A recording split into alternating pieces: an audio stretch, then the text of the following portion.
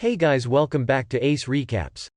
Today I'm going to be explaining a 2021 Malayalam action-adventure film titled, Minnal Murali. The movie begins with young Jason watching a play.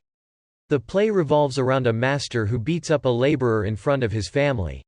When the laborer is saved by a superhero, everyone in the crowd cheers.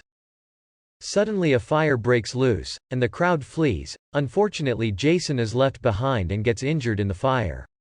He watches as his beloved superhero dies in the explosion. The movie fast-forwards to a few years in the future. We are shown the news where we hear that after 700 years all the planets in the solar system are going to align, which will cause a storm on Earth.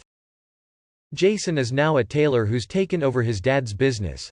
He is in love with Inspector Sajan's daughter, Binsi. But Sajan forbids their love as he wants his daughter to get married to Anish. So he is seated at the local tea shop waiting for Jason to approach his daughter. Just then he is interrupted by Shibu, a laborer who works at the tea shop for his daily wages. The scene then cuts to Jason. He dreams of moving to America and becoming a tailor there. He then decides to meet his girlfriend and travels by boat. When he finally meets her, she doesn't seem to be interested. Just then her father Sajan approaches them and slaps Jason for talking to his daughter who is already engaged to another man. Jason feels betrayed and is seen sulking at home. He feels he deserves the best life which he will achieve in America. In the next scene, Shibu goes home and his father tells him that Usha is back home because she left her husband. This news makes Shibu very happy as he used to be in love with Usha. Shibu takes his father's radio and in the middle of the night amidst a thunderstorm, he gets on a boat and rows away to Usha's house, where he dreams about his teenage days falling in love with Usha. As it is the season of Christmas, Jason, who's dressed up as Santa, goes to Binsi's house along with a few people from the village. There her mother prompts them to stay back and wait for her husband while she makes tea for all of them.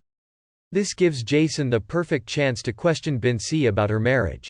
Just then Sajan arrives with Anish and Jason hides under the bed. Anish seems to be a dimwit and Jason feels offended.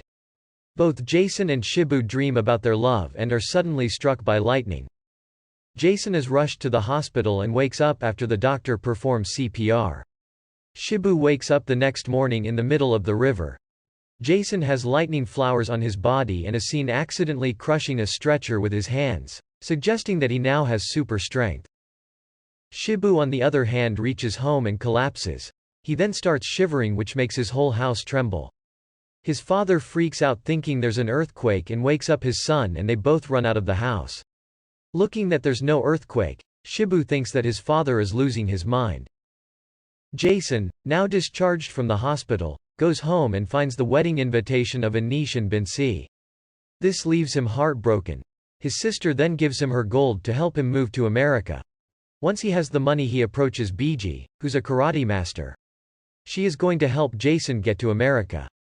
Just then we watch as Biji kicks Anish, who had come to invite her for his wedding.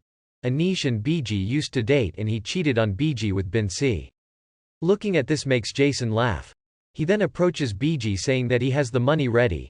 He is suffering from a bad cough, and suddenly coughs up some gray substance. This shocks Jason but he brushes it off. That night Jason feels uneasy, so he tries to open the window and breaks the whole wall instead. He then hears the tap dripping water and goes to check on it. This makes him accidentally break the tap and the door of the toilet. The next day Usha and her brother are in the village. Everyone there is gossiping and judging Usha. The tea vendor calls them in for some tea and Shibu looks at her and is excited. He is then also seen coughing up the gray substance. Back at home, Jason's sister is seen getting beat up by her husband, and angered Jason pushes him lightly. But to everyone's surprise he has broken the walls of the well and fallen into it. They admit him to the hospital and Jason apologizes. Jason's nephew reads a book and comes to the conclusion that the changes in Jason are due to the lightning strike and explains it to him. Jason practices his newfound superpowers by shaking a mango tree, and stacking vessels with his super speed. He even tries to fly but fails. Meanwhile we see that Shibu has figured out he has superpowers, and breaks a wall in his house. He then practices and learns to control it. He is now a changed man with a shaved beard and a neat hairstyle, in hopes of winning back the girl of his dreams, Usha. He is seen stalking her everywhere. At the tea shop, while Usha is having her lunch, she is hit on by the owner in a very disturbing way. This angers Shibu and the shop starts to tremble. He then uses his powers to hang his boss on the wall and threatens him to never speak like that to Usha again. Jason shows off his superpowers by helping his sister and nephew win gifts at the fair. Everyone is impressed with his new abilities. He then meets Biji and tells her not to worry about Anish because he got cheated on as well and gifts her things he won at the fair. We then see that Jason's passport verification had failed, meaning he can't go to America. Inspector Sajin made him fail the verification on purpose because he's a petty man and threatens him, saying that as long as he's the inspector, Jason will never go to America and he can do the local jobs here of cleaning the drains and burying the dead. He also tells Jason the truth about how his father actually died at the theater when he was just a boy because of a fire. He was then adopted by a local tailor who then claimed him to be his own son. This upsets Jason and he walks away. Shibu approaches Usha and tries to talk to her. Just then Usha's daughter collapses and she is taken to the hospital. At the hospital, the doctor tells her that a surgery needs to be done right away and if she doesn't do it the child may die. Listening to this, Usha is heartbroken because she doesn't have the money for it. Just then Shibu tells them that he'd pay for it. We then see that Jason sits in a room recalling the incidents that took place as a child. His father walks in and tells him the truth about how his real father was a hero and saved the lives of so many people that day. He then finds out that Sajin raised his hand on his father.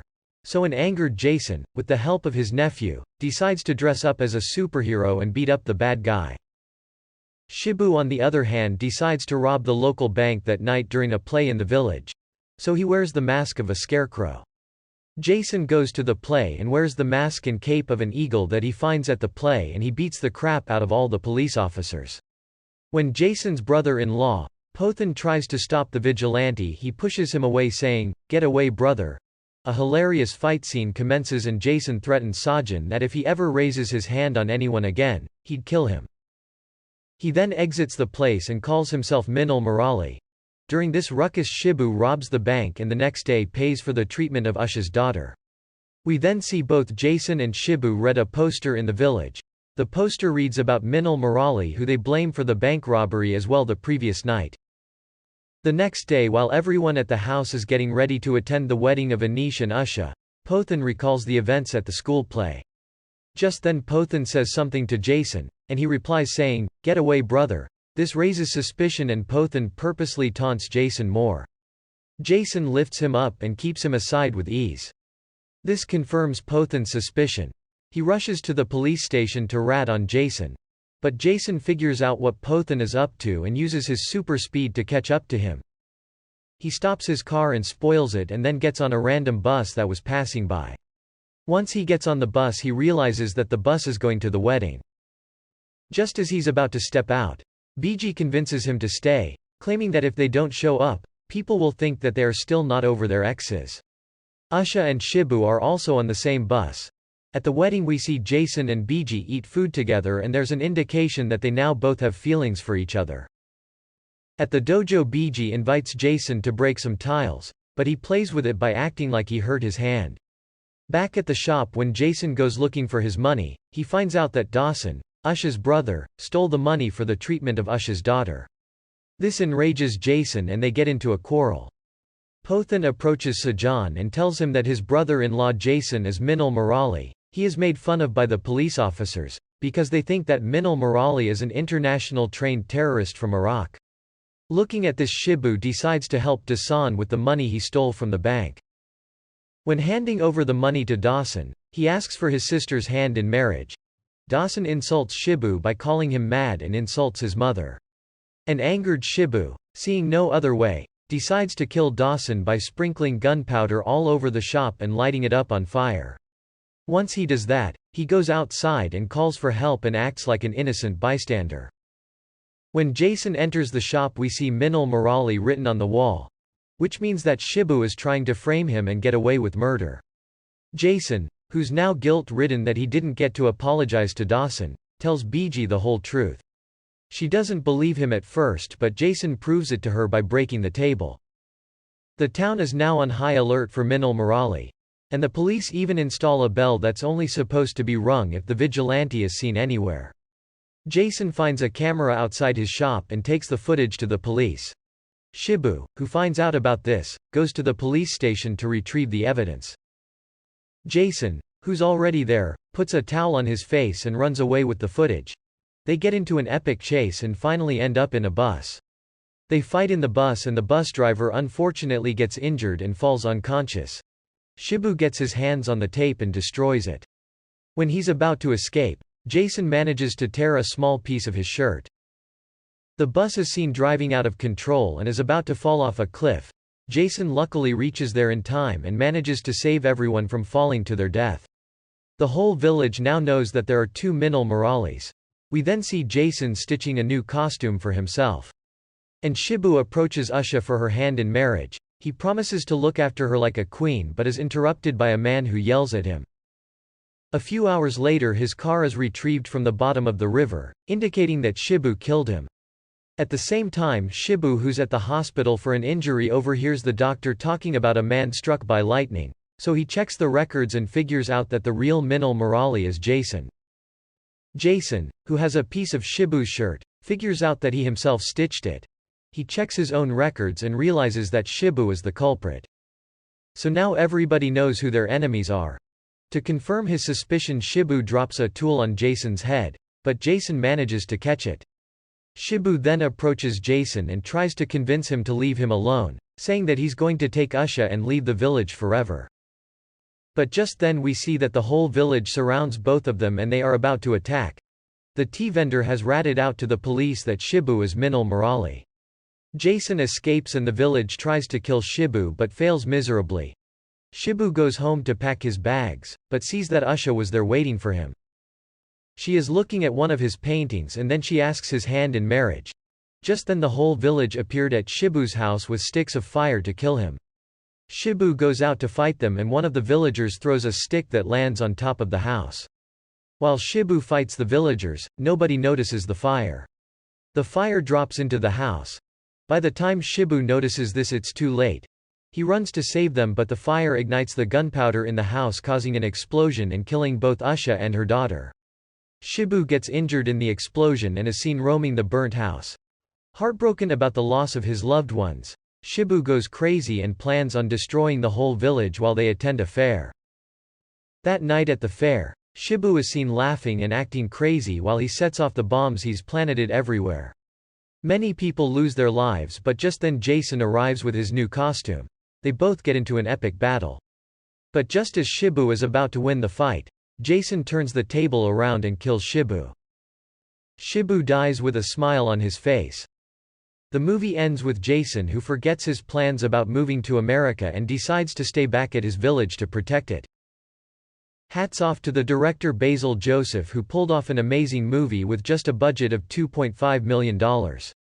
Watching the recap does not do justice to the movie, so please make sure to go on to Netflix and watch this masterpiece.